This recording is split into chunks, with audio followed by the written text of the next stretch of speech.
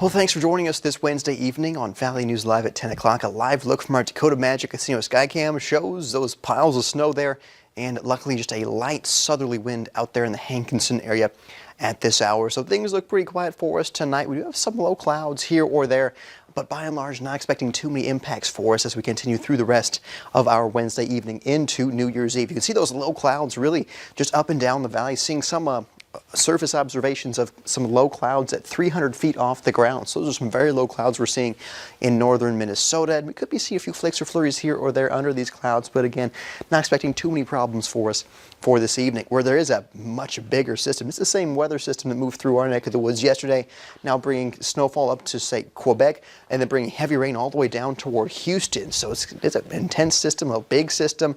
Luckily, that is moving away from us, and I expect things to be pretty quiet for us for the next 7 days. Here's those temperatures: 3 degrees in Baudette, 6 degrees in Bemidji, 4 in Alexandria. So we are seeing some cold air out there, but with those low clouds pushing in, we are seeing some temperatures insulated from those coldest temperatures. So right now in Fargo, we're at 16 degrees, 18 at Grand Forks. So it's going to be interesting to see how those low clouds affect these temperatures, because you can see just how quick that temperature drops right off the table from the valley and points eastward. So it'll depend on just how those clouds affect our temperatures, just how cold we get, but I do still expect some single digits for most of us through the overnight hours tonight. These southerly winds, though, are helping to warm up some folks, especially that south wind in Valley City, 17 miles per hour. So that's a shift from the northwest winds we saw for most of the day today.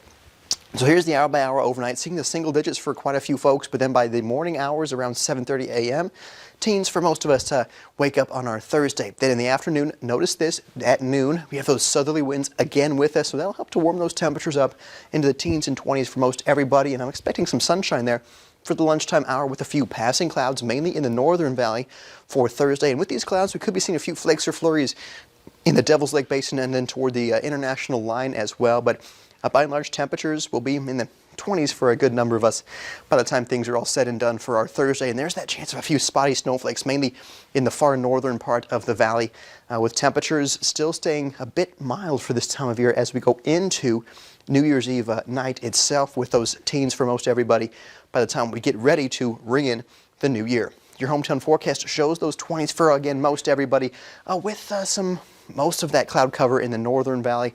Plenty of sunshine expected off toward the south, and that's where we could see a good chance of those mid to upper 20s, maybe even some lower 30s possible in some of our far southern and far western neighborhoods by the time we hit our Thursday afternoon. But here's how things look on that hourly map. Notice those temperatures starting off coldest in the morning hours, single digits to lower teens for us by that 6 a.m. hour. A few passing clouds here or there, but look at the south winds. South around 10 to 20 miles per hour tomorrow, so that'll help to bring those temperatures up a little bit, and also with some clouds moving in later on, keep our temperatures insulated in those upper teens as we continue into the later hours tomorrow. Here's our beautiful photo of the day, a sundog from the Whitman, North Dakota area. Thanks, Ed, for uploading this fantastic photo of a sundog to our website, valleynewslive.com. So for New Year's Eve, you see those high temperatures there in the teens and 20s.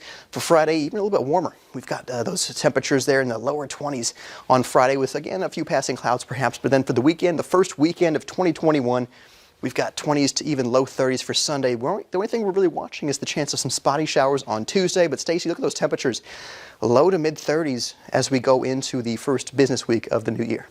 Yes, those are looking great, and even mostly double-digit lows there. Yeah, and double-digit lows well above average for where we usually are for the turn of the year. All right, well, thanks so much.